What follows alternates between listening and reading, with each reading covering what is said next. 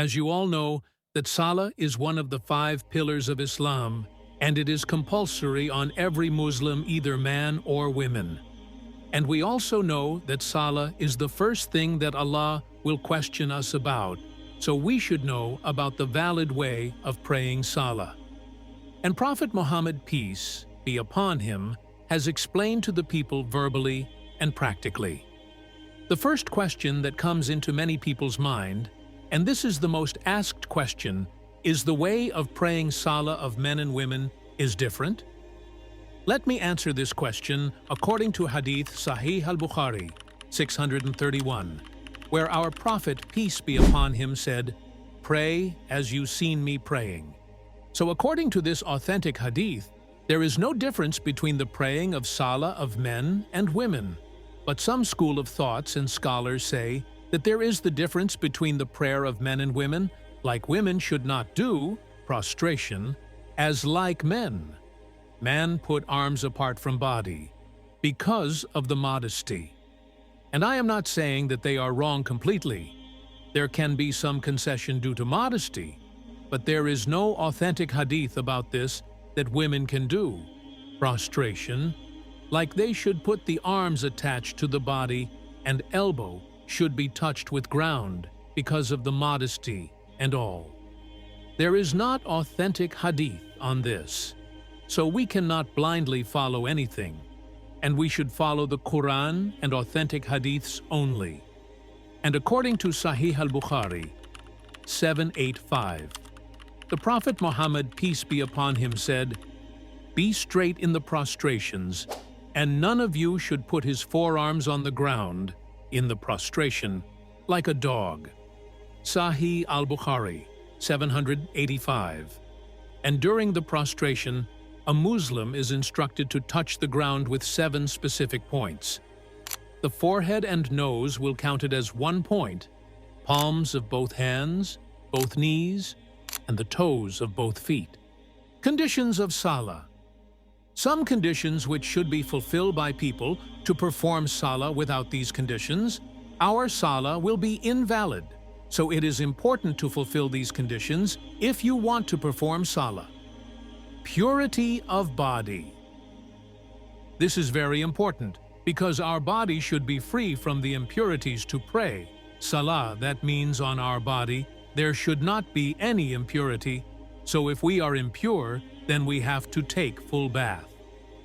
O believers, when you rise up for prayer, wash your faces and your hands up to the elbows, wipe your heads, and wash your feet to the ankles. And if you are in a state of full impurity, then take a full bath. Surah Al-Ma'idah 6. Purity of clothes. Purity of clothes is very important because if our clothes will be impure, our prayer will be invalid. There is a lot of authentic hadiths on this example. Sahih al-Bukhari 223, Abu Dawud 650. Narrated Qais bint Mihsin. I brought my young son, who had not started eating ordinary food, to Allah's Messenger, peace be upon him, who took him and made him sit in his lap. The child urinated on the garment of the Prophet, so he asked for water and poured it over the soiled area and did not wash it.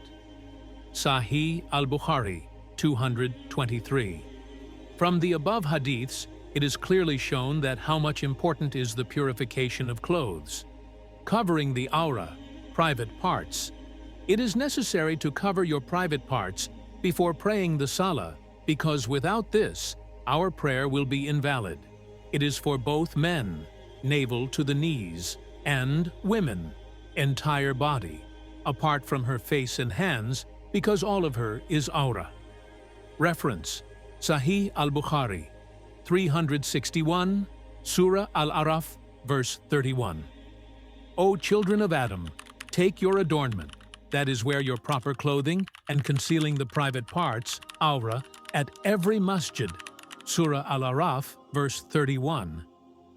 Most of the scholars agree on one point, that during the prayer, it is highly recommended for a man to have his head covered during the prayer. But if you don't have anything to cover your head, your prayer will be valid.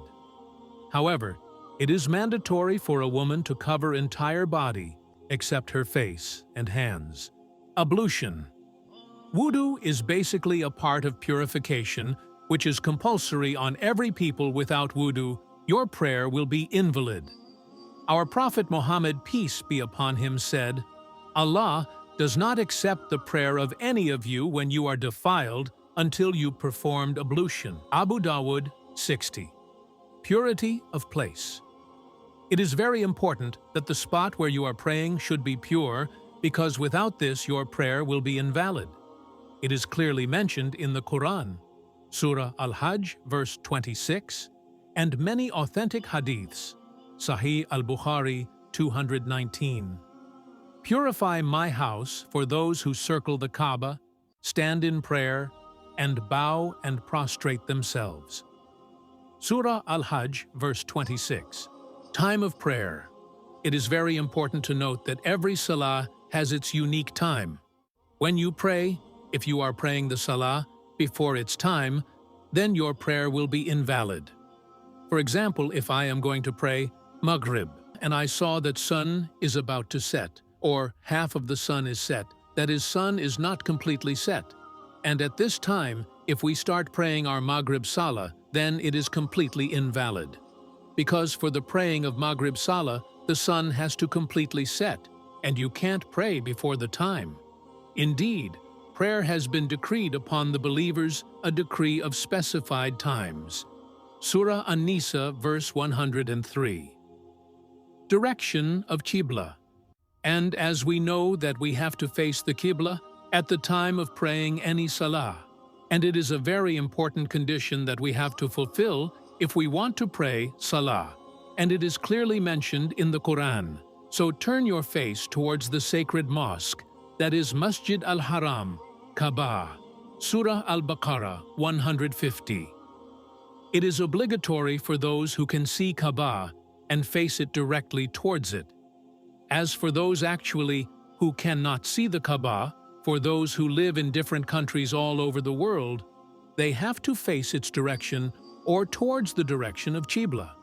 However, if the person is on any place where he or she cannot able to decide the direction of the Qibla, for example, he or she is in forest or deserts, then the person needs to try his best to find the direction of the Qibla. If the person is unable to find the direction of Qibla, then he or she can pray his or her Salah in any direction where he or she thinks that this is the direction of Qibla, inshallah.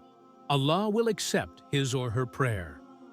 It is important that Salah should be started in the direction of Qibla, and it does not matter if the direction changes while praying for those who are praying in airplane, train, and ship. So there you have it, brothers and sisters, the essential conditions of Salah. Remember, Salah is our direct connection to Allah, and perfecting it is a lifelong journey. If you learned something new today, tag a friend or family member who needs this reminder. Together, we can revive the Sunnah in our prayers. Please share it with someone who might benefit. Don't forget to smash that like button, share your thoughts in the comments, and subscribe for more reminders like this. May Allah accept our Salah and make us steadfast in worship. Jazakallah khair for watching, and until next time, Assalamu Alaikum wa rahmatullahi wa barakatuhu.